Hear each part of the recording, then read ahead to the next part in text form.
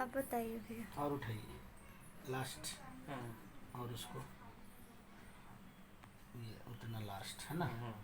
और कितने समय से है ये? करीब 17 से है। 17 मतलब 2017 से 3 साल हो गया है ना। अगस्त है। आपका नाम क्या है? श्याम किशोर सिंह। श्याम किशोर सिंह। थोड़ा सा ऐसे खड़े होइए ना, चलने की कोशिश करिए तो बुढ़िया तो नहीं, कितने समय से है भी पूछ लीजिएगा।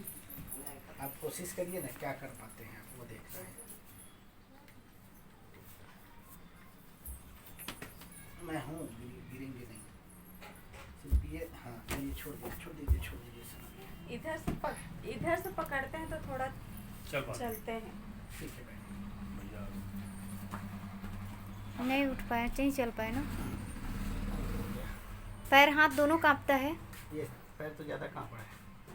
इस तरफ पैर से ज़्यादा काँप रहा है। कंधे पे हाथ रखेंगे हाँ, ना, पैर में जैसे टॉयलेट कराना कम है तो पड़ता है, लोग हाथ जाते हैं, में वहाँ ये करते हैं बाहर। आप बैठे ना। नहीं आप बैठिए ना। पार्किंसन का प्रॉब्लम है। नहीं वो पानी ला पानी ला रहे हैं। कितने समय से ये है बताया भैया? 17 2017 से 2017 3 साल हो गए। आप लोग अगस्त ठीक है? 2017 ऑपरेशन वगैरह तो नहीं है ना सर? ना भैया बैठिए।